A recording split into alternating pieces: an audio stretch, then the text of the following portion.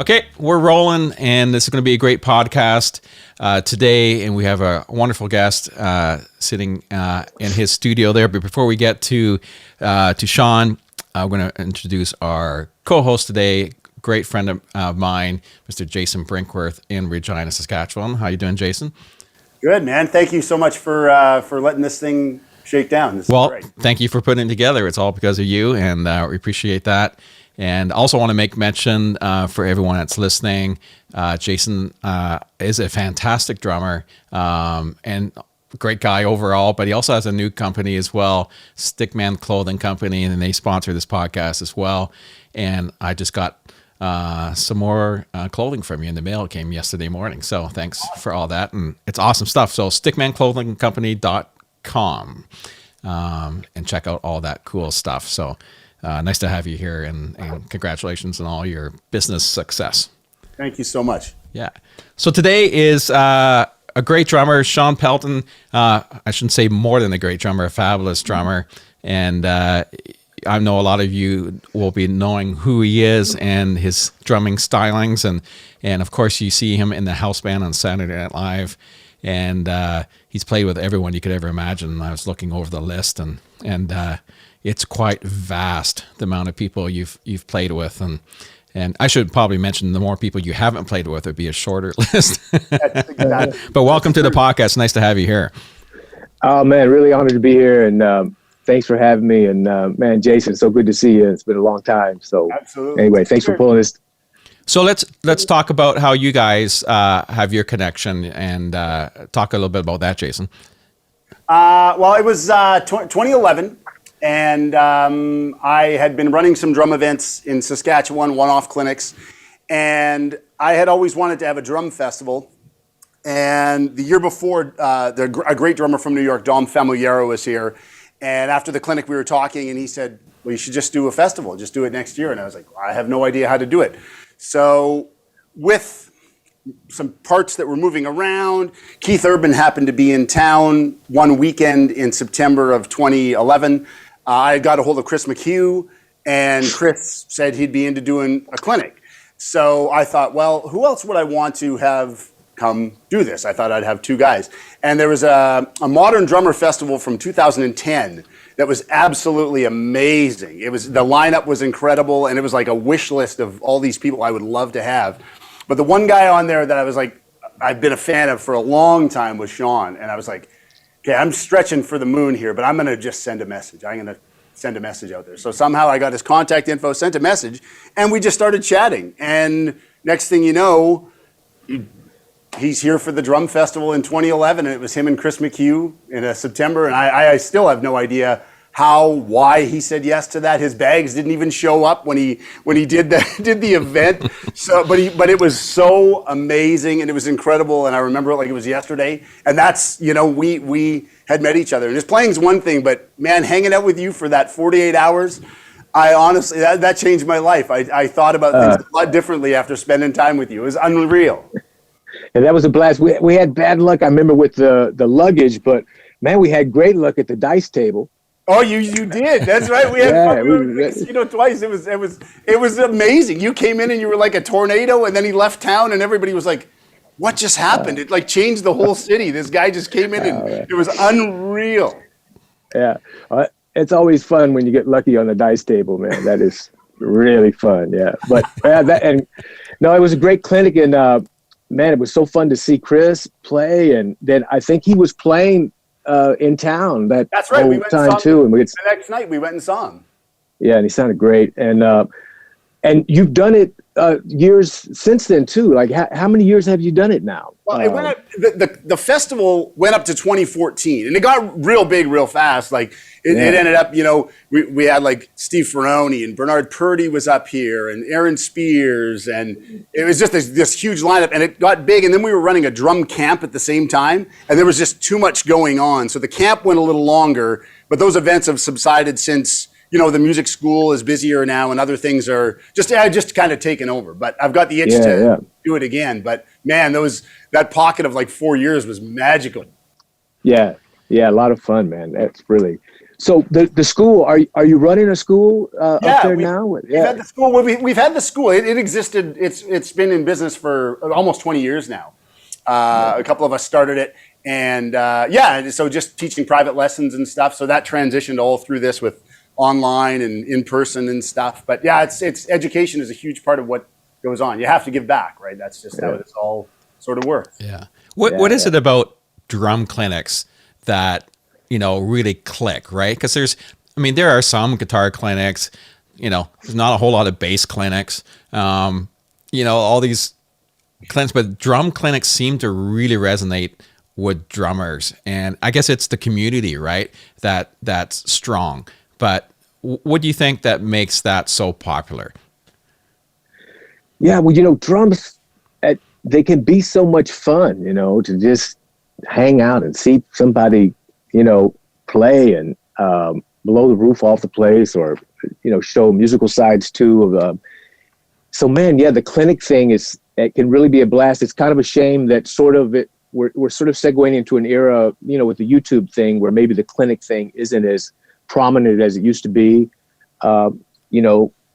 because I remember back in the day that was sort of a chance, like if you didn't live in a major center where you could see people all the time, when someone would go out and do a drum clinic tour, it was such an occasion, to see. And that and the DVD thing, when DCI started like putting out the drum videos, that sort of also was a big marker as far as being able to see your favorite drummers actually play, can sit over and over and you could look at it. But man, the YouTube revolution has really been amazing. And I think there's a lot of great stuff out there, too, with that allows you to sort of see people and access it over and over and anytime that you want. And so it's interesting how it's evolved, though, this idea of being able to see your favorite players, Yeah, it's neat having the YouTube videos, and those all are great. But it's when you actually get to meet someone face to face, I think that's the changing moment, right? Because watching YouTube is just like watching TV, but when you get to see that person right in front of you, that's played on your favorite albums, or you just love their drumming, that connection means so much. And I hope that once we're through this COVID stuff, that events like Jayson does and drum clinics and those type of events really pick up, because I think the connection of putting everybody back together again is really important, and it's really important to the music industry. Yeah. Well, I also love what you're talking about, this idea of seeing something in person from a standpoint of like, any musician really, but the drum thing especially, like when you see, like in New York, it's so interesting. Like some of the spaces are so varied. Like like the 55 bar is a very small space, and to go in and see like Keith Carlock or a Charlie Drayton or Lenny White, Adam Nussbaum, all these great musicians that you can see in a space that's so compact. And what's so interesting, so many different levels of it, but also how they choose dynamically to play a small space. Like in New York, there are a lot of physical spaces that aren't that big. So how a drummer adjusts his touch and the tuning and the setup, versus if they were playing at Madison Square Garden. And, it's interesting about New York musicians in that way, or maybe that's a generalization, but the ability and the range, like, let's say rock drummers coming out of playing in smaller spaces physically is different than if you're good and ready to go out on a stadium tour, maybe the presence behind the drums and how you would approach the situation. And so I love what you're talking about, leaning into, in that when you go to see someone play live, you can get a sense of how they play the room, and it's interesting.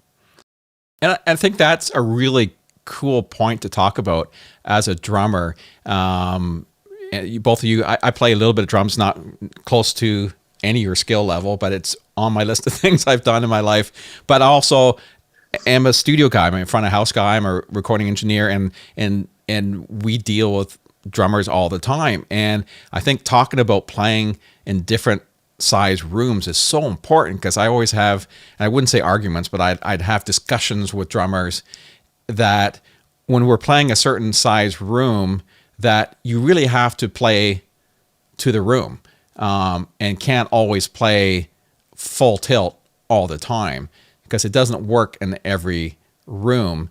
And lots of times I'll have a discussion. I'll be at front of house or something, and you're doing a sound check, and you first of all kick drum, and everyone slams their kick drum, and they go to the snare and slams their snare, and then I'll stop and say, "Are you actually going to play it that hard in here for this gig?"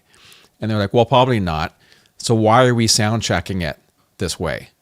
It's sort of like, why aren't you playing it the way you're actually going to play it in the gig? Because that's the way I want to hear it when I'm doing a sound check. But it's I've always found over the years of playing a lot of performing arts centers and doing sounds in places where you have to actually talk to drummers on how to play quieter. It's one of the biggest things I found with drummers, being able to play quieter and still be able to keep a really good groove together, right? Because they know how to play loud, but as soon as you start playing quieter, you'll find one, maybe the kick will be soft and the snare will still be loud. It's not a consistent quiet over the whole kit, right? Or the whole thing doesn't seem to come down, or else they'll start losing a bit of the groove a bit because it's uncomfortable for them to play at that volume. What advice do you have as a guy who's played multiple size venues on how to approach playing in a smaller environment where you can't be the loudest thing there? Yeah, well, man, it's such a good thing that you're bringing up. It's interesting with drums. Like, I remember Art Blakey had some great quotes about. He said, like, it should be as soft as rats pissing on cotton, or the idea of like screaming a whisper, like like there's intensity, but maybe something's really soft. But man, like the muffling of drums, like I've seen people be able to play with physical presence, but the actual sound coming across isn't so loud. Like, even like that classic footage of Ringo with the tea towels, playing Get Back, on top of but that muffled kind of drum thing. Like, I remember I've seen a lot of cats, like, there's such great things out there with EQ mutes and the BFSD overlays, and then even just the T-towel thing itself, like, say that goes over a snare drum, you might be able to then lay into it physically, because there's some people that you play with that they want to feel a physical presence from the drummer, Yeah. And so those kind of things can allow you to actually hit hard, but the actual volume coming off the drums might not be the same. The other thing is, I have some of these sticks here. Let me just grab one real quick. Like I've messed with forever trying to deal with, like, this is a Vader kind of a plastic thing. And then This is one of their rods with a thicker, but like I have all these different variations of things. So like on one side, you can get the attack of the wood thing on the cymbal, and then this gets a more gushy, fatter sound on the drums without a ton of volume. Yeah. So like, especially for singer-songwriter gigs in smaller spaces, and that whole sort of VH1 unplugged revolution that happened with, drummers bringing kind of a percussive approach with the drum kit. There's such a wide range now between brushes and a stick, and then combinations like this, and then the muffling thing that you can bring to the table. But you can actually play physically with some presence if you're having to rock out with things like this without like killing everybody, volume wise. But it's funny. One of the trickier things was there's a couple times I've had to play at the White House, and there was one of these things where it was, President Obama's like 8 feet in front of right center stage in the first row, and then the drum kit is there, and it's like, this thing, there were things that really needed to have physical presence and energy, but you just didn't want to blow everybody's brains out, So I remember having to deal with the muffling thing and using some some tricks like this that allowed for physical playing energy wise, but not a lot of heat volume wise, So, but those rooms like that and situations like that can be really tricky. And I love what you're saying about one of the hardest things to do is to play with energy at a soft dynamic.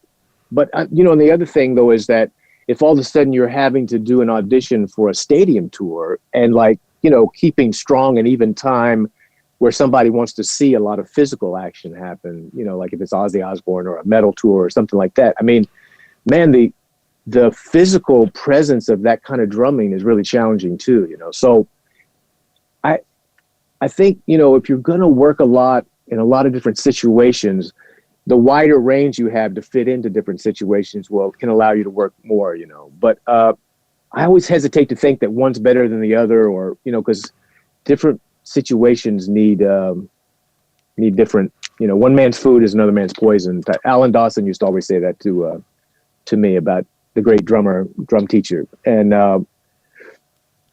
it makes a lot of sense for surviving. The wider your range of what you can bring to the table. Yeah. It's great seeing the sticks that you pulled out. Obviously, I've used and seen both those separately, but I've never seen them actually put together like you just showed there. And that's a great idea. Yeah, it's cool because, with like sometimes if you're just playing with these, you don't get a lot of high-end detail like if you're on a ride cymbal. It just kind of can be a dusty sound, which can be cool, But if you need clarity, it's right there on the other side, Anyway, yeah. So there's a great Canadian company that makes these things. Headhunter Creation. Yeah, exactly. And one of Dave Rundle, amazing.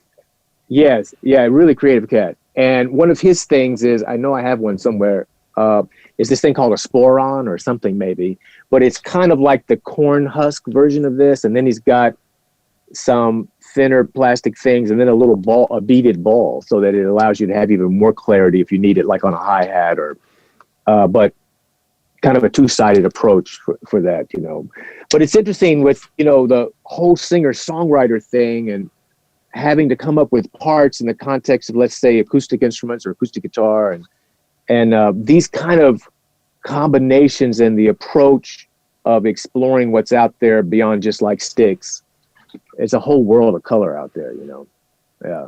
Yeah. Great. Yeah. I'd like that. Well, speaking of dynamics, just at our clinic 10 years ago when we did the festival, I remember, so Shawn's presentation was super cool the way he did it and broke down songs and stuff. But at one point we had an overhead projector and he had a chart on the projector. So I was kneeling down and I was following along for the audience to see as he was playing. He was playing the song 7 Angels by Bruce Springsteen.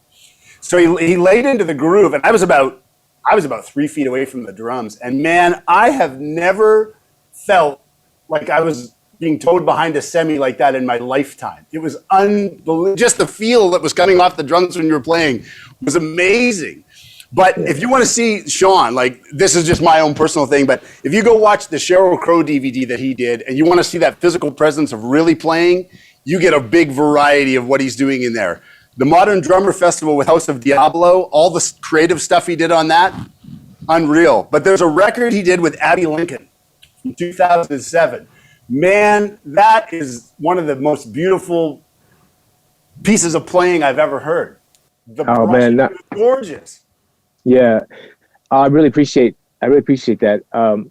Thank you. That Abbey Lincoln record, I'm really proud of that. And it was a chance where we were encouraged to really try to go left and be creative. And that's what's interesting about, making records and stuff. Like I remember talking to Jerry Marotta about this, who's an incredible inspiration, great creative drummer, and often comes up with left field type parts. And he brought up the fact that, like I think he had just done some stuff with Mitchell Froome and he had used the drum kit that, remember those drums, Taos, Taos? They were like the Indian, but people would make drum kits that he was making a drum kit out. It was very creative and like calfskin heads and very unique sound. And he used it on somebody's record. And I thought it was so cool. And he said, yeah, it's great, but you don't always get the opportunity to bring that kind of thing to the table. So, like that in situations where things are more straight ahead, those kind of possibilities might not even be, on the table. But man, that Abbey Lincoln record was one of the things where you're in the studio and they're encouraging that kind of, hybrid approach with, very Keltner influenced, in a way, and all that kind of stuff. And instead of a high tom, maybe putting like a really small high tom that's tuned like a timbale, or the other way, putting like a, something detuned with jingles on it. And it can be really a lot of fun, giving the leeway to even go there. But point being is that it's interesting when you're making records and getting called in, like having a radar for what's needed, and that Abbey Lincoln, it would be a great example of being able to just go crazy and as creative as you can go, but it's a context thing. It's just interesting now that you don't always get the chance to do that, Of course. Yeah.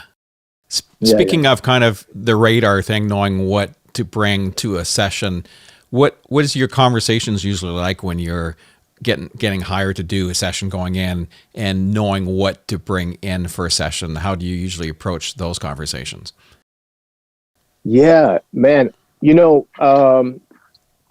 it's interesting with that. Like, I think having a radar for knowing when maybe a lot of communication is good, and maybe when just not getting into a lot of communication is also good. Yeah. But it's, I used to bring in a lot of options. Like, it's funny, this thing with the Douse kits that we were talking about. I remember I was working with Sheryl Crow, and they had just done something with Jerry, and she was like, "You don't happen to have one of those like Douse drum kits, do you?" And I had one of the snares, and man, I bring in all this stuff, but I didn't happen to have a full kit of the Indian, skinhead drums and stuff. But I had a ton of other options. But, there was nothing like, make sure you bring in the Indian drum kit for this session. There wasn't a lot of communication about that. So, man, it can go, records are made a million different ways. I remember this thing I did with Bob Dylan. Like, I was sort of told, like, hey, man, don't bring in a lot of gear. That might make Bob nervous. Like, bring in a small, he didn't want to see a lot of options probably. Or anyway, that was sort of the message, And then, other times, I think when a producer or an artist walks in and sees that there's a selection of snare drums to choose from, it makes them feel good right off the bat about, oh, wow, well, this looks like we really in a candy store of options, Yeah. And, but, it's wild with that. Like, I think having a certain amount of self-direction sometimes can be really great. Like, well, what snare drum do you think might fit this track right off the bat, and be set up ready to go with that, as opposed to maybe starting off asking if someone wants to hear 8 different options, Yeah. Then there's other times where it could be where they would love to hear 8 options right off the bat, and they feel very involved in the choice of it and stuff. So that dynamic of the communication thing and the give and take, and having a radar for when people might want to be involved in that, and when they, there's so many things, like if a producer or artist is tracking a whole band, there's a lot of moving pieces there. If it's just a drum session, that's a focus on the drums is maybe a little bit more on that. But like that Springsteen track that you were talking about, I think it was just the snare drum that I put up first, and we went with it, and it was more about playing to a track that had a drum machine that was in place and making it feel like you were in the room when it was going down, so there wasn't a lot of swapping out. But then there'll be other times with tracks where they want to hear 10 different options to make sure they're getting what they want. It's interesting with the sound thing too, how that's evolved, like with sound replacement and plugins like Drumagog and all these things that came on the scene. You can track with a certain setup and then later hear it mixed and really feel like the sound has really been tweaked quite a bit with like samples and different stuff, So it's interesting how the technology has evolved with all of that stuff too, So how do you feel about that when you've laid a session down and you come back and you can tell that it's been, heavily triggered? Does that bug you, or you just, or is it just, it's part of the thing? It's felt like it's become part of the thing sometimes. And, a big thing about being a session player and work for hire, when you go in, and try to do a good job, and you do your best. And I think there's a bridge you cross about learning how to let go, and if you hear something later and it's been tweaked or maybe it's chopped up and this fill was put here, or there's so many ways that things can be adjusted now, Yeah. And I think having a good sensibility of doing your best and then being able to let go can be helpful for your sanity, in the music business. Yeah. Speaking of sessions, do you have that one snare that you feel that, yeah, this is the one I always like to start with? Or I guess it depends on the session, but there's got to be one or two in the collection that kind of get chosen more than others. Yeah, there's a couple drums that seem to always be good starting points, like the Ludwig Black Beauty. I've had really good luck with that. And that Ludwig Superphonic that I think is the most recorded drum in history is a really standard choice. There's a Brady drum that's a 12x7 that I just love for that kind of high pitched tight thing. It always works and is magic. At SNL, I use this DW 15-inch solid snare, and the 15-inch size is really cool because it's shallow, like maybe 5 inches deep. So the response is quick with the snare for like the funk type stuff that Lenny Pickett, who runs the band, an amazing sax player, that we get into with him a lot. But the wider size of it, gives some chest to it.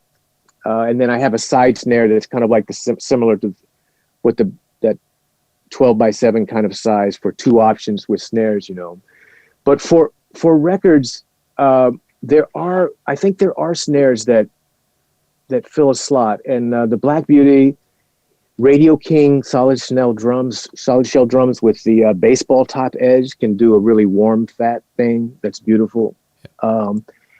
But what's interesting about drums too is, if you know how to tune drums and muffle drums and adjust the snare, and you can make a lot of magic happen with tuning and your touch, and then the way something's mic'd and compressed and all of that. There's a lot of moving pieces to it, It's interesting.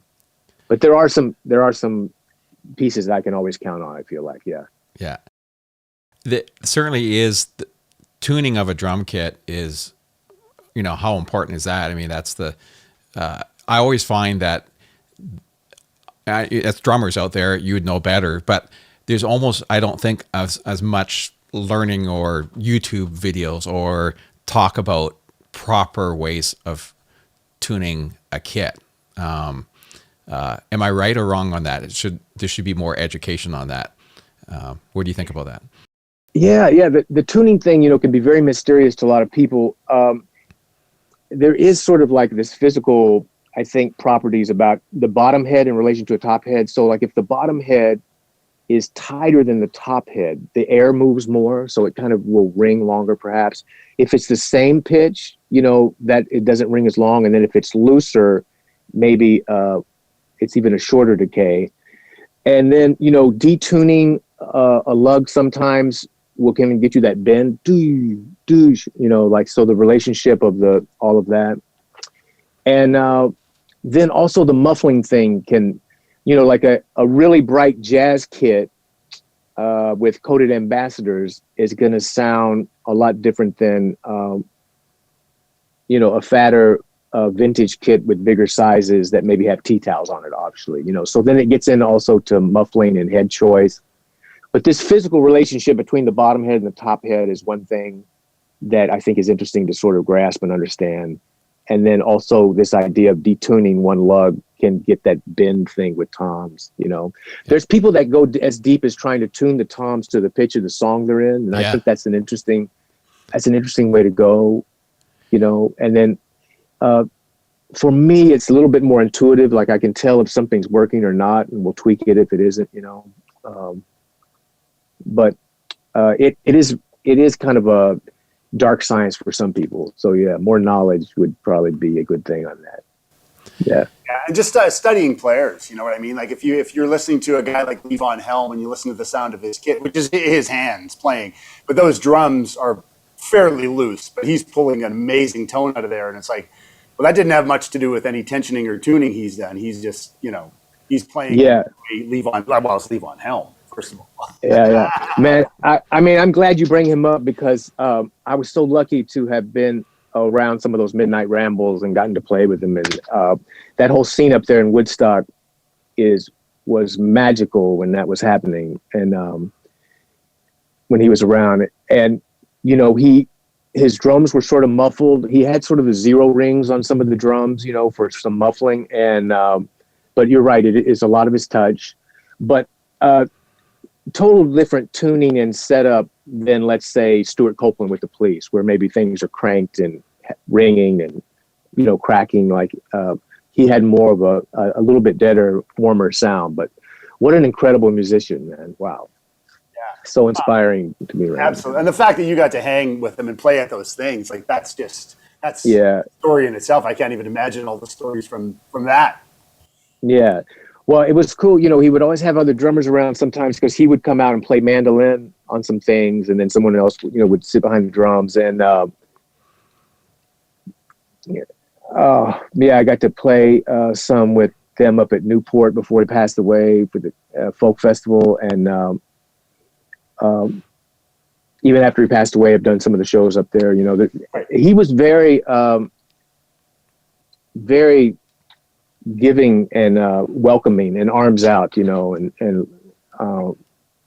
such a great spirit musically, and soulful singer. And but he's one of the guys that you can really learn a lot just from being in the room and watching somebody play, Darren, like you were saying, earlier, just being in the room with people and seeing them and their approach and how they play a space. He was magic. Yeah, absolutely.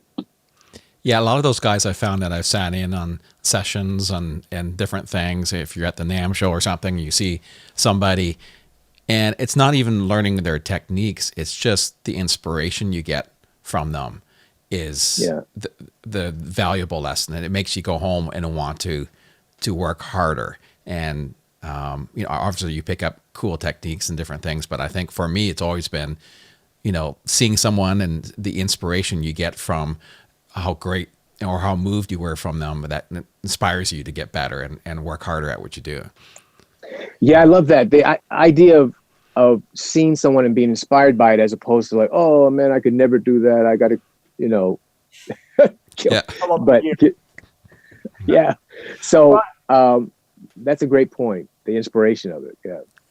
And a guy like Shawn is so diverse in everything he plays. And that's one thing that I've always found. The players that I've always loved have been the most diverse guys that could go from playing with an Aussie, but then going and playing on a jazz record and playing with whatever. And it's like your career has spanned that tenfold and continues to. And so when you were young, what sort of got you into that diversity? Were you listening to a lot of different music? Were you into a lot of different things, or?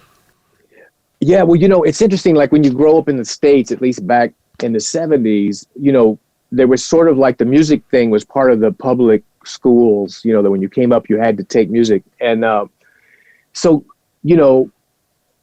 if you come up through that sort of hang and you're in the band, and then when you get a certain age, there's all of a sudden the stage band or the jazz band, they call it. And then, so I was a part of all that stuff. And then, but what was really lucky and fortunate about what you're talking about as far as having a wide range is that I started working in a band at a really young age. So I was sort of doing gigs by 14 or something like that around Missouri and different stuff like that. And so I was sort of on one hand really into the whole jazz thing that like that world takes you to, and like, going to back then they had these Stan Kenton camps, and that was amazing. I'm I grew up near Kansas City, and then Dave Weckl, he was from like the St. Louis area, and they would have a Stan Kenton camp at Springfield. I think Gary Hobbs was playing drums with Stan Kenton then, was a great drummer. And, I remember like Dave's a little bit older, and sitting there, and then, Gary was like, man, this guy could become, the next, and then he went and did it. It was amazing. So those kind of opportunities, like the Jamie Aebersold had those camps, and I know in Canada there's like Banff and all those great programs up there, Wow, So, yeah. So that sort of led to then, I went to Indiana University and was in the jazz program there. And they had a great music school. And then I got to study with Alan Dawson for a couple summers. That was just really mind-blowingly influential. But what was so lucky is I was sort of doing the jazz thing, but Kenny Aronoff was based in Bloomington at that time. And that was right at the beginning of the John Cougar Mellencamp sort of thing with hits in the early 80s and stuff. Yeah. So, man, I don't think I could have been more fortunate as far as always having this wide range of streams I was having to paddle around in and influences, and through school, I wasn't just doing the jazz thing with blinders on. Like I was in a band, which another lucky thing, like Crystal Taliaferro was in this band, who's gone on to play with everybody. She's with Billy Joel's band now, but, and Everett Bradley was in the band, who's now, he was out with Springsteen. And so there was this pocket of musicians that were part of this band and that whole scene back then. Chris Bodie was in school at the time that we were all there. And Bob Hurst, the bass player that has had this incredible jazz career, and Jim Beard plays with Steely Dan now. Anyway, blah, blah, blah, blah, blah. So it was this really amazing pocket of time there. And of course, Kenny was a huge influence, and I was, taking lessons with him. And man, I don't know if I could have been more fortunate or lucky to have had exposure to these great mentors and teachers, coming up. And it was all over the map. It was a really wide range. So then, something like an SNL where, you do have to have kind of a huge range that you can sit in style-wise, that really was helpful, as opposed to just going down one track, Yeah, very lucky.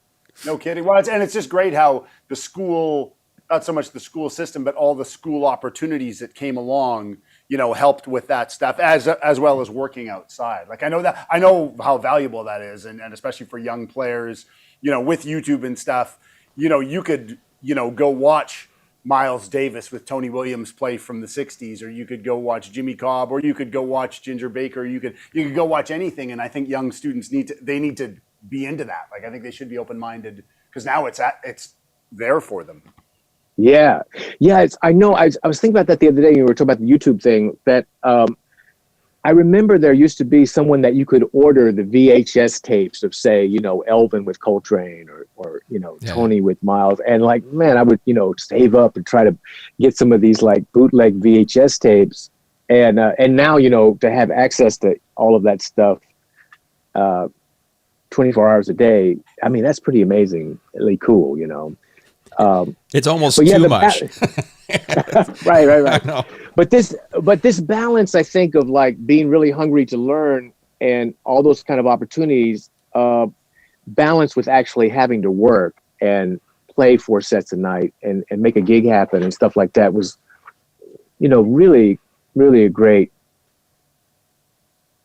mixture of stuff. Yeah. Amazing. Wow. Man, yeah. cool. Spending lots of time with Kenny. I imagine that's got to be a blast. Yeah, he's really special. What an inspiration, and high energy, and just, he was really open, and I learned so much from him about, like just the process of showing up at a session and trying to right away get into the nuts and bolts of like, well, what's a part? How would you approach this in a part? And come, because it's like with the jazz background, it was more about setting up a feel and a vibe, and there would be parts, but it wasn't as specific as or and then the chorus happens and it's or whatever, like all that whole perspective of fills that lead into a chorus versus fills that might like come out of a chorus back to a verse, and whether they hit a cymbal crash or not because the vocals, like all this kind of perspective that gets into making records. Man, he was. I learned so much just being around him and him, developing that you know, and he went on to become one of the most successful session drummers of all time, you know. And so being around when that was just starting and stuff was a really cool window to see, you know, and be influenced by. Do you remember what your first session was?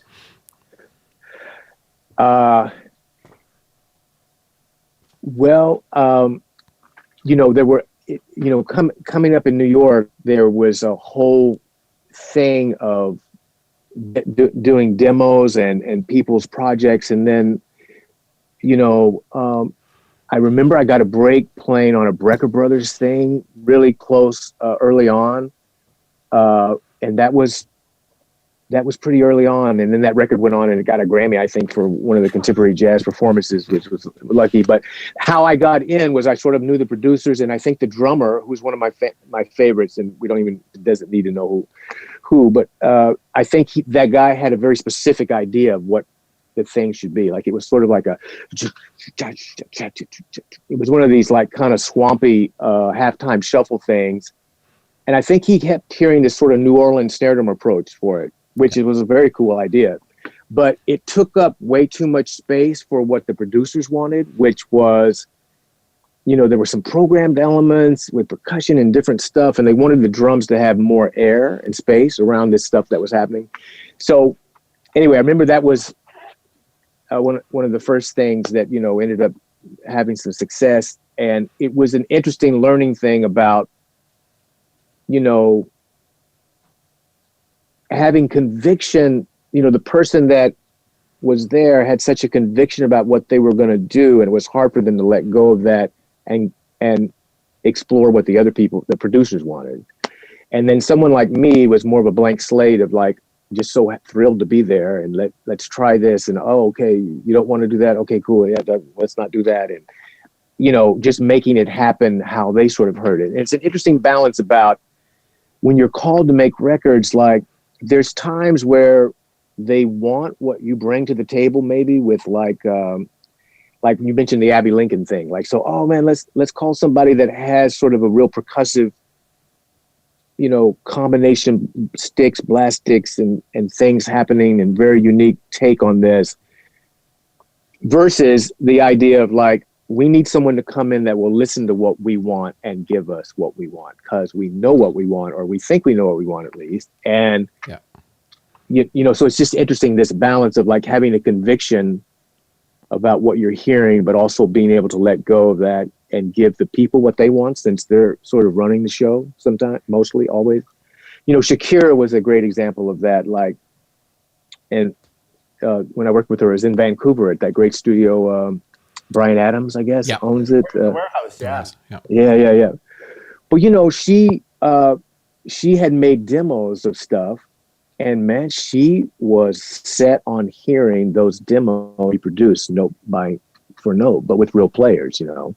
And then after she got that, she would maybe allow you to, you know, do what maybe you thought.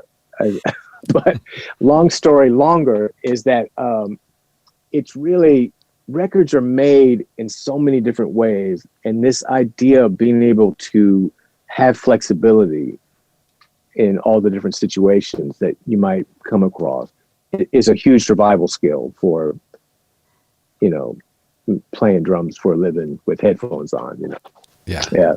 Totally. Well, and the only way to learn that, I'm guessing you would agree, but the only thing that teaches you that is being in those situations and playing with other people. Like, books don't teach you that. There's nothing other than experience and kind of going, oh, note to self, next time. Yeah. You know what I mean? Like, that's right. That's the masses, you know, and for young kids, you just have to get in a room with people and play music. Yeah. But, you know, it really, it gets into having a radar about people in a way. Like, you know, if you're in a band and all you're doing is sort of your band and making records, and you have a strong personality and approach, I mean, I think that's really great. But it's also interesting, if you're going to survive playing in a lot of different situations, you'll probably come across times where you might be asked to do something that isn't your first take on things, or instincts, or even your second or third. And it really gets into, you know, maybe sometimes having to be a human drum machine for what somebody really wants. And if you can hang with the wide berth of that, it's a great survival skill, because it's not always going to be maybe what you think it should be, you know, as the drummer. You've got to have the flexibility to fit into a myriad of different ways that it could go. Yeah. Yeah, definitely. It's interesting. I want to get your take now on, and I've heard a few people comment about nowadays, everything is so locked into a click. Everyone seems to want to have that just on the grid type approach to recording. And how many sessions nowadays do you do where they just toss the click and just let the band play? It seems to be kind of rare nowadays, but I would wish that approach would come back a lot more, because it seems to be, you know, there always is a little push and pull going on in music, and it feels like when you're locked into the click all the time, you lose a little bit of that. I mean, it's part of the thing nowadays, but what are your thoughts on that? Yeah, it's such a good question. You know, I've kind of taken that thing and chopped it out of my brain and put it off the side, because like I've often wondered, like, if we'll look back at this era of music making as being this crazy thing where everything was sort of locked into a set tempo, you know, for the most part, like 90% of things or something. And so, man, I don't know how to answer if one's better or worse. All I know is that to survive, you've got to be great at playing with the click and super comfortable with it. And there is an art to it, that people that can make it feel really organic. And that, I remember talking to David Spinoza about this, who's a really great rhythm guitarist that was a New York session player that has done everything, like Aretha and Dr. John and it's everything. So he came up in the late 60s. He grew up with Rick Marotta and all these guys. And I remember him talking about, you know, when we first started doing sessions, he goes, it was crazy. The click track started happening and there weren't that many people that could really play to it so that it was comfortable, you know, and then it became, and then especially in New York, the guys that talked about like the disco era and everything being at 120 and this whole, you know, a nonstop sessions of that whole thing. So my point being that there is an art to playing with a click and making it feel great. And the idea that when you get to a chorus that maybe there is some kind of lift that feels like it happens, even though you haven't sped up, you know, subtly or something. And the idea of laying into a fill, like Gad talks about this on one of his DVDs in session. And, you know, he talks about like playing, and if all of a sudden he has to go into 16th notes into a chorus, like starting to hear the subdivision before he even makes the move into it, like so that his body is sort of lined up to make that happen. And then it's sort of like the velocity and volume swell of it, like gives this impression that you're sort of moving forward without actually tipping forward tempo wise, you know? Yeah. And so like there's a real art to playing deep in the pocket to a click track. And, you know, like on SNL, man, we'll see bands all the time come on and there's a lot of track going on, but some of the drummers are just tearing it up with a track going on. And, you know, and it's like, you would think like, oh, don't they feel restricted, or like that they have handcuffs on and stuff like that. And, you know, maybe 30 years ago, that would have been the case, but there's a whole generation of cats who can make magic happen within the context of click track playing, you know? Yeah. So, you know, that being said, I like what you're bringing up about there's been times where, you know, you go in to do a session and you feel like after they've sort of blended in samples and then maybe lined everything up and cut and paste this and that, the other thing, that, you know, it almost could have been anybody or a machine, or, you know, and so I try not to think about it too much. Yeah. Because it can lead down a lot of different roads, you know, and but it does make it easier for the people that are making records sometimes about, you know, editing, and if the bridge from take 9 that the singer did, like if everybody's tracking together, the fact that they can cut that into the magic of the take of number 3, or, you know, like all these like options. And if you have musicians that are comfortable making magic within the confines of click, like I was watching, you mentioned Purdy. There was a thing with Purdy and Chuck Rainey talking, and they both kind of said that the click was they looked at it as another person in the band, Oh yeah. like that they played with and stuff. And I thought that was really insightful to hear, and Purdy talked about, I think, the era of bridging from playing with a click without playing with the click. And, you can approach it with some breathing and sort of lean on top if you need to and settle back. It's interesting, like there's a real dance with it that can happen, that can be. But man, the big question about whether or not we're in this era that's sort of handcuffed with this concept is a good question. And I'm not sure what the answer is, except to say that I have seen people blow a roof off the place still having to deal with a click track. Oh yeah. So there can be an art to it. Yeah. Amen. Is there a click track you personally like to play to? Is there a particular sound, or do you like to create your own at a session, or do you kind of just deal with what they give you? Man, there is. And I think there's something to that sometimes. Like I've heard people say that like a cowbell can be so piercing that it can make almost a nervous thing happen, like depending on the tempo and the feel. But I like hearing subdivisions of an eighth note. So like a cross stick quarter note with like a shaker playing eighth notes. Like I find that could be really great. I remember reading an article once about Larry London, who was a great session player in Nashville, since passed, but incredible feel and pocket. And I think he talked about like, with a ballad, like actually wanting a click track that had each 16th note in it, like. And then when he would go to do a fill, he could actually like sense the space and just line the shit out of his, drum fill with like the click track that was happening. So it's interesting, sometimes people like to program kind of a loop thing that sounds maybe more musical than just a straight eighth note thing. So I do like having a subdivision though, sometimes with the quarter note, if it's at an eighth note thing. Yeah. Because it's helpful for me. I like it that. Yeah. Yeah. Cool. Jason, I know you felt like well, when with the grid, just talking about that and the editing and everything that can go on. There's certain players I find, like a Steve Jordan or a Steve Gadd or Shawn, or guys that just have this presence and this spirit in how they play, which I think is a big part of what they're hired for. I don't know that a grid could really take that away. I think there's still that sort of emotion that does come out in your playing that would be, okay, maybe it's more strict, but it still has this underlying sort of thing. I don't know, like every player have this personality that does come out of them. And I've always found that in your playing. Whenever I hear it, I'm like, okay, it's just bursting. And then having met you, I'm like, well, that's why he plays like that. The whole thing completely makes sense now. Yeah, no, I love what you're saying about that, like the attitude and presence behind a kit.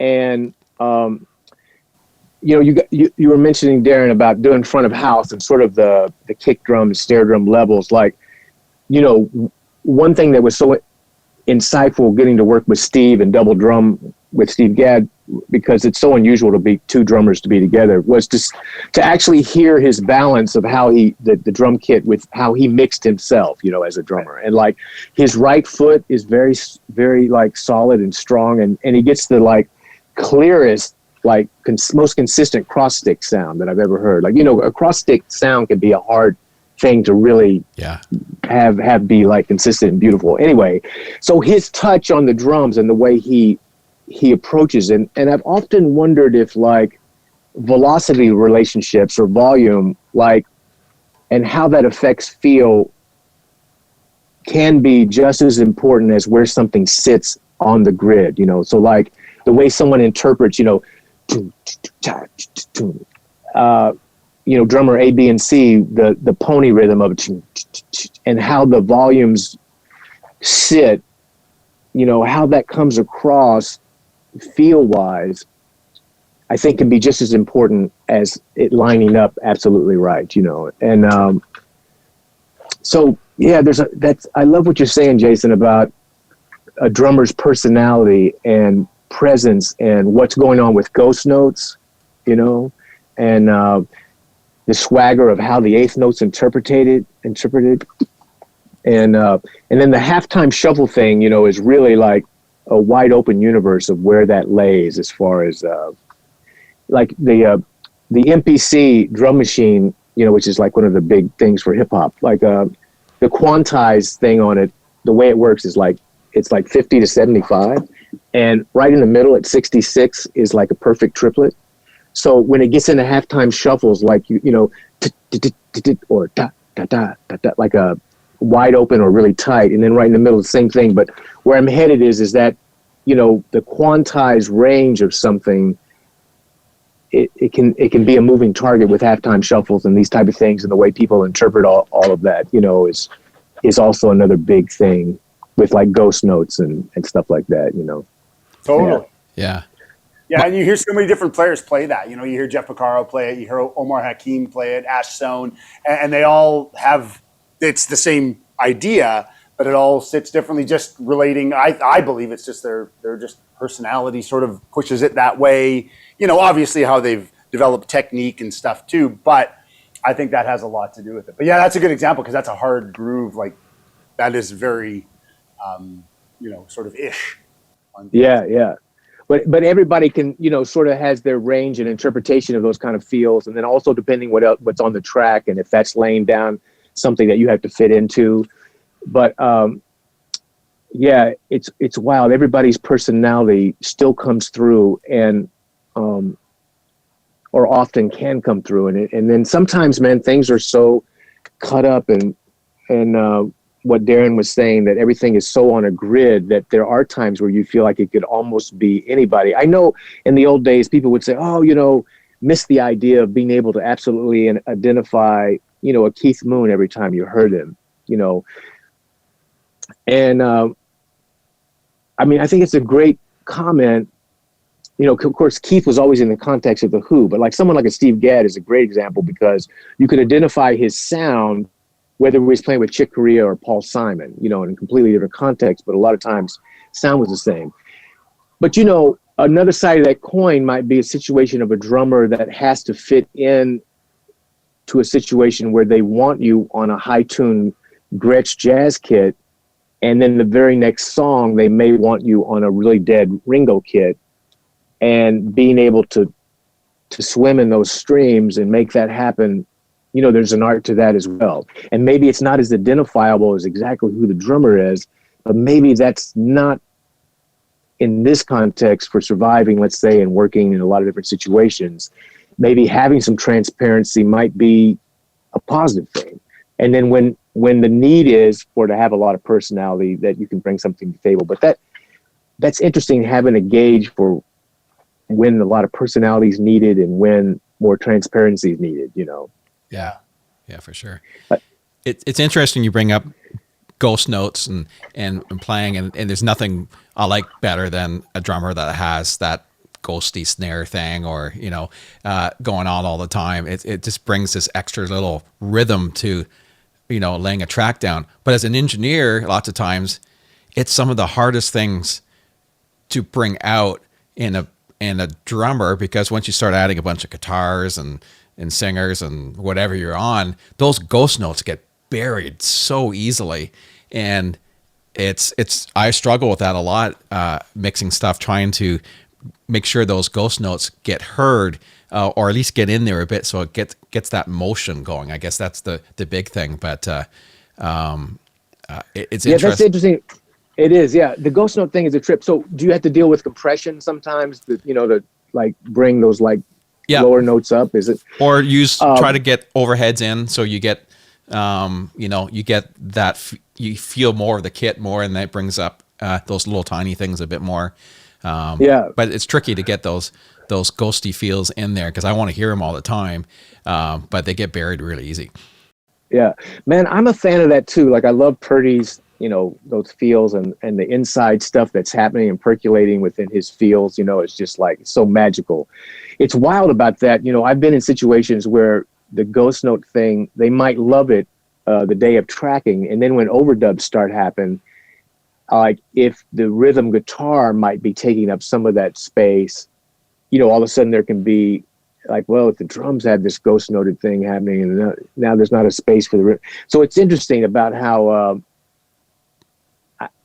I'm such a fan of what you're talking about, the ghost note thing too, but I've seen that swing the other way where people have been very excited about a feel that has a lot of that happening, And then it go the other way sometimes too, where they really want something bone dry because there's going to be a lot of other things fit around it. Yeah. And that gets into that radar of, mind reading kind of in a way. I remember T-Bone Walker, a great bass player, saying this about Mickey Curry, who's a great session drummer. He said, man, I love Mickey, because when he plays, I can hear all this stuff that's supposed to fit around him, which I thought was so insightful about sort of a track that had space around it that things can be fit into, as opposed to maybe a track that had a lot of some of this subtle inside stuff, which can be, there's no rules on this, but it was just an interesting contrasting comment that made me think about what you're talking about, the space that could take up. And, it's a mind melt. Yeah, it is. Here's an interesting question for both of you guys, obviously. Do you find when you're playing probably more on the road than anything else, when you're playing kind of night after night, how much as a drummer do you feel that you're just laying it down and everyone's playing it to you, or you start really listening to what everyone else is playing and adjusting your playing to fit with what anybody else is playing? Like you maybe find yourself 5 or 6 shows in, and you find that the guitar player does this little neat thing in the verses, and you're adjusting your playing to kind of fit with that, or do you try to most of the time to sit right in your lane? Man, I love it. That depends on the context of who you're playing with, and it can vary from song to song. It can also vary within a song. Like there's some situations where they want the drummer to take charge, and they rely on the drummer to take charge, and they really want a strong, confident cat that's going to lay it down. Yeah. And then there's other situations where, man, that they want a drummer that will fit in with what they're laying down and be really sensitive to it, and not have some kind of like thing about taking charge at all. So it's this complete opposite thing that you have to be sensitive to if you're working. Like, I remember they would tell stories about Buddy Rich and also Al Jackson, a similar thing, that like, if you ever question, like an Al Jackson, I heard like the tempo, hey man, is this a little fast or slow, that he would almost kick your ass. Like the idea that you were questioning, like this is where it is, and I'm the drummer, and here we go, motherfucker, Yeah. And the other side of that is they don't want that energy at all. I remember Ben Riley reading an interview with him that played, great jazz drummer, played with Thelonious Monk, and he talked about how it was almost this family thing where like maybe, he would count some tunes off, and then someone, the bass player, like it was very open and communicative, and like there wasn't like this law, like, well, I'm the drummer and I'm gonna do this, And I remember when I first started working at SNL, and G. Smith was running the band, and it was very much about falling into what GE was laying down, and being really sensitive to, like, he was a very physical player, and like, he would stomp his foot and he would move physically in time. So you had some visual cues about where he wanted this to be, and it was about being inside that, big time. There's been other artists I've played with where, if you follow them and listen to them too closely, they can lead you into a swamp. It's a trip, like if you feel like you're making music with someone and maybe they're super dragging a lyric or something, and you're just trying to be sensitive and sit with it, like that balance of going and being organic and totally listening and following somebody versus like, okay, so they're really going to lay back on this, but I'm going to keep this in the center. Like that whole day, it's a real dance, Like I remember, I got to do this thing with Carole King where she redid the Tapestry record, and we played it at Hyde Park, And there were instances of her saying, "Hey, great, blah blah blah blah." I feel like there's some times where maybe you're listening to me too much and not just like. And it was interesting. It was really insightful. It's like, listening to me too much would comment, and then it was a real lesson about staying in a lane, like you said, maybe staying in a lane. So, man, this can go a million different ways, and it depends on the personalities of a situation. And I've been in bands where it's there might be a really strong personality that wants to count everything off and take charge, and it's his band. And then to have the flexibility to sit with that and be cool. And then the other side of the coin is when they want you to count everything off and really run the show in that way, So, yeah. Interesting. It goes a million ways. Yeah. Yeah. I find it nowadays when you go in and see a show when it's a lot of tracks going on and there's no count in from anybody, the band just starts because they all have a click in their ear. I still find that's the oddest thing for me to sit and just all of a sudden there's just everybody just starts and there's no click, there's no count, and there's no nothing. And that, coming from a musician world, that you always used to hearing that, but it's pretty normal nowadays that you just, a band starts, but I still want to hear a couple clicks on the sticks or, 3, 4 or something. Yeah. It feels really odd. Yeah. Jayson, you had anything you want to throw in there? You probably have some questions you want. Yeah, no. And I think on that same subject, I think a big thing, like Shawn was saying, I can't even imagine, sitting and playing a gig with Carole King, let alone, having her tell you, don't listen to me too much, which would almost be impossible. But, just, I think having an awareness, I think with drummers, being as musical as possible is important to understand what the other instruments are doing, just to understand what an acoustic guitar does, understand that the acoustic guitar sort of frequencies are within sort of a hi-hat snare range, understanding the keys, and you don't have to know everything that everybody's playing, but if you're at least aware of how these parts fit, you can pick maybe where you go from song to song, from whatever, you at least have some of that. And I know with students, I try to, when we're learning songs, I try to get them to listen to everything but the drums because, we're going to play the drums, so you're not going to hear them anyways.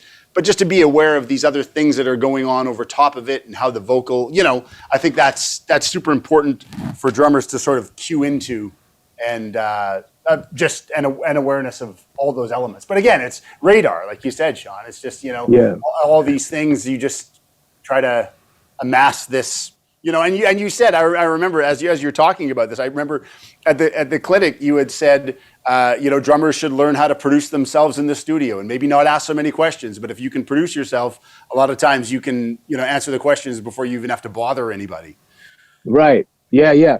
Man, it's so great. That thing about, being aware of other instruments, that's such a great idea. If somebody is finger picking 16th notes on acoustic guitar, let's say, so if already maybe 16th notes are happening, are the drums going to lay within the 16ths and also play 16ths, or are they going to go to just 8th notes because there's already this motor happening, within the music that's on a 16th note level? But this thing about taking charge, I've been lucky enough to do this Songwriters Hall of Fame gig for several years. And, it's a trip, for instance, 1 year Aerosmith got awarded some stuff. And, you have 15 seconds to make a strong impression, and we were doing Sweet Emotion, I think. And man, I went and listened to, all the recent stuff on YouTube, checked out obviously the original recordings, but this idea of doing a ton of homework leading into the situation, it gave me some insight into okay, so if I just listened to the original recording, maybe I wasn't aware of where they're doing a little faster now, on the road. And I wonder if that's where they're going to want to do it. And I would just maybe take a stab at it and try to take charge and play with a great feel. But, versus if I had just listened to the original recording and not had this sort of background stuff of bringing to the table. So where I'm headed is that it's interesting how many clues are out there when you're especially in these situations where it's like a house band situation, and an artist maybe has a half hour to come on and work with the band, and then the show's happening that night or something like that, And there's been situations with let's say John Prine, before he passed away, he was a part of the show, and it was very much about falling into what John Prine was laying down, But then the very next thing was with a thing with Cyndi Lauper, and it was a more active track that, about the taking charge thing, was more applicable. And then it was interesting about how different she was doing it live over the last year than compared to like the original recording, and then being in touch with that and stuff like that. I remember Stevie Wonder was a part of one of these things, and he goes, drummer, what's your name? I was like, oh, Sean. He goes, Sean, he goes, pick up a brush with your right hand, and with your left hand, pick up a stick. And we were doing, I think it was My Cherie Amour or something, and the original recording had kind of like a groove that was a brush and a stick. And he was hearkening back to the original recording versus like the way they maybe were doing it on the road, And so I'm just throwing that out there as an idea that, there's a lot of clues out there about if you're coming to the table in these sort of quick situations as to how something's being played and if they need the drummer to take charge, or it's more about sitting in what they're laying down and, tempos and are they consistent with the tempos, or is it all over the place, or is it always right at this thing, for the last 2 years? And just a lot of interesting things out there to pick up on, No kidding. Well, and with technology, going back to that, now you can find that, you know what I mean? Like if you have a gig coming up like that, you could totally suss that out on YouTube. There's going to be a video somewhere for you to sort of use that to your advantage, Yeah. To sort of have insight, which they might be like, whoa, how did they even know that? It's like in a studio, I always leave the mics up and I'm always listening as everybody else is talking, because I think they may say something that's going to tip me off, and I'll play it. And they might not. They'll be like, "Whoa! How did you even know that was going to happen?" It's like, well, I can listen. I don't have to sit here and play the drums and tune the drums. I can be listening to what's going on in the whole room. Like you say, it's awareness. I think that's gigantic. Yeah, man. That sensitivity to what's happening in the space and what's being said, and that, what is the saying? Never pass up an opportunity to keep your mouth shut if you can, or it's just interesting about like you can really learn a lot by Totally. Well, we have 2 ears and one mouth for a reason, right? right. That's a good one. Let's geek out on one other thing as far as drums go, and cymbals are the question of the day. What approach do you both of you go for when you're obviously, we've talked about snares and kicks and all that, but when you're going into a session or even playing live, how do you approach picking the right cymbals? Well, I sort of am overkill where I do take in a lot of options of things. And so lately I've been landing on these Zildjian Kurop cymbals, which are sort of a throwback to the hand-hammered Turkish cymbals. And I wasn't sure at first if they would work in the context but man, they're kind of dark. They don't really stick out or poke out, and they sit in a track really well. So I've been really enjoying those. The ride cymbal thing is interesting. I've been also using sort of the drier rides that have some stick clarity, that don't wash out, if you're having to lay into it and stuff like that. Yeah. And I'll experiment with tape on the bottom of a ride cymbal if I need more clarity or less clarity, if I want to open it up, but a lot of that has to do with, if you get into the ride cymbal thing, how much wash versus how much clarity on a stick. And then the actual stick that you use, I kind of use a big stick, but I find that in the studio sometimes going to a smaller stick really helps with the ride cymbal clarity sometimes. Oh, yeah. So it's a context thing, and depending on the track and the setup. But the hi-hat thing, I sort of have a soft spot for the older new beats. They used to be thinner, and like 70s and before. And so it's kind of got that a little bit drier, less thick, and crisp thing, but the washout. Anyway, so a thinner, like older new beat thing I've enjoyed, But man, I tell you, it depends on the track, and there's an art to putting cymbals up that match a track. So, like something like an Abbey Lincoln record, cymbals and the ambience of them can really cast a spell and a color within the context of things. And that would be a completely different approach, let's say, than playing on a song with Pink, maybe that's just rock and roll. Yeah. Yeah. And So yeah, context is everything. Yeah. I mean, being a drummer, I mean, you have so many things to think about, and let alone coming to a session and, you know, having all these cymbals to think about, snares to think about, sticks to think about, parts to think about. And thinking about what the producer wants, what's the engineer want. You know, should I take the lead? Shouldn't I take the lead? You know, all these things that it's just is, you know, we all know, but when you really break it down, you think how complex it is being a drummer. There's just so much to it. And I like you've talked right from the beginning is the whole radar thing, is that how important that is. Great personality, being able to listen and watch and know when to strike. And, it's, you know, it's like anything, like a singer, it's half personality, half, talent, right? It really makes a difference. Yeah. Absolutely. Yeah. One thing that, back to the cymbals, just real quick. Yeah. One thing that, well, of the many things that I took away from watching Shawn up close play, because I was lucky enough to sit 3 feet away when he was playing, was when he was playing his cymbals, he would play them, but he wouldn't hit them. He wouldn't be striking the cymbal like with, you know, the shank of the stick. He would play inside a little bit, and it was a little softer. He was hitting them with force, but it was just a little softer because they would be more full, and it wouldn't just be like glass breaking. It just seemed, as you played physically on, like, and you were hitting inside a bit more, it was just like, man, that just, it just changed how I played the cymbals after that. I was just like, that makes so much sense to not play it on the outside, just play it on the inside, and you can actually push into it a little bit to make it, you know, it just did that rather than just being sharp. Yeah. But it was, that makes a lot of sense. That's interesting.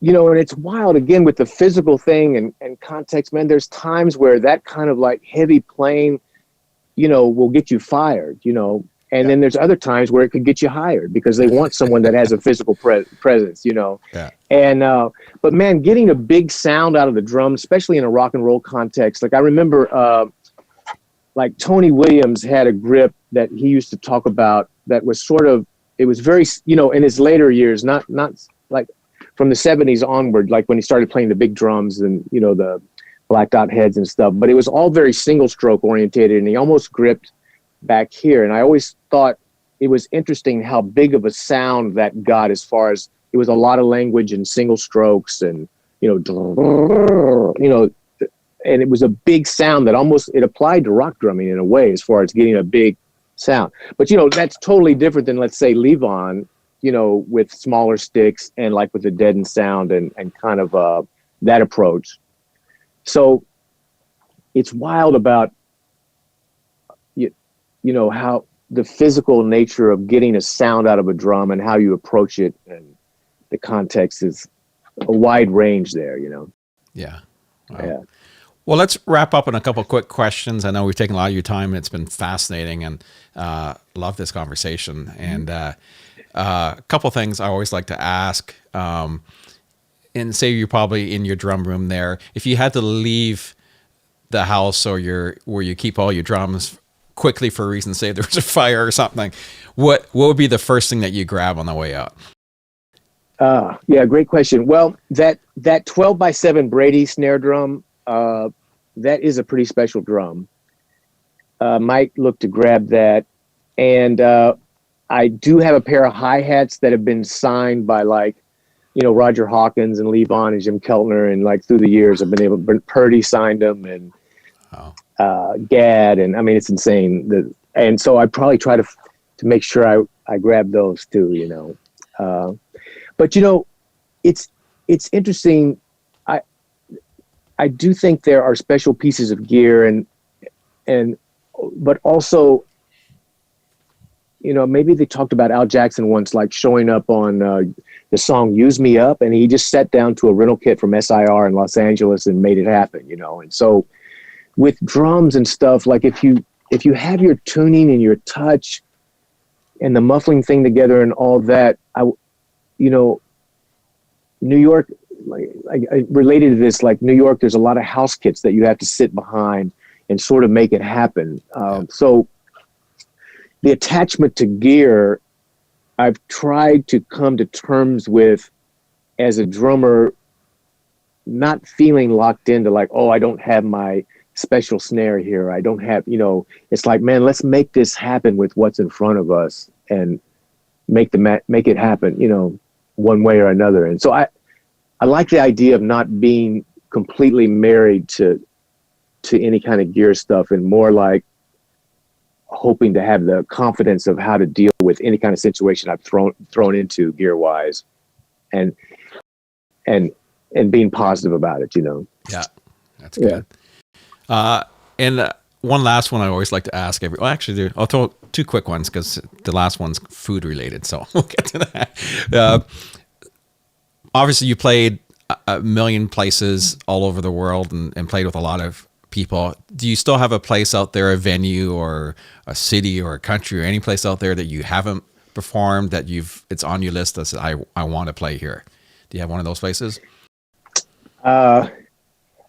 No, I tell you, I think more of it like I'm just so thankful for the stuff I've been able to do and the people I've played with, and it just feels so off the charts from somebody from a small town in Missouri. Yeah, that I just am humble and thankful about all of that. And I would love to keep playing, obviously, but I just am blown away about. If I've played at Madison Square Garden, it's like, it's just crazy, Yeah. So anyway, yeah. So from a guy who's played a lot of places. Yeah. And we'll do the food one real quick. I know when we tour, I always say that the next best thing from actually playing the show is where we eat afterwards. And do you have a favorite spot out there somewhere where you play that you want to make mention of, or there's a certain type of food you kind of pull to when you're on the road that you have to get? Right, man. I'm pretty open-minded about food. I love so many different things. Man, I haven't had a chance to go out and have great sushi recently. I love a good steak too, and then I'm cool to go vegetarian. I'm pretty open to all that, and man, yeah. All of the above. Let's go everywhere. All right. I like it. Jayson, do you have anything else you want to wrap up on? No, I just want to say it was just a treat to hang out with you this afternoon, man. This was a blast to touch base again and just hear this insight. I'm taking so much more away from this, and again, the fact that we met 10 years ago and I can message you and we can put this thing together, that blows my mind. I can't fathom it. Yeah, man, Jayson, I really appreciate it. It's so good to see you, man, and glad you're doing great. And anyway, honored to be here. I really appreciate you guys having me. Thank you. Thanks a lot.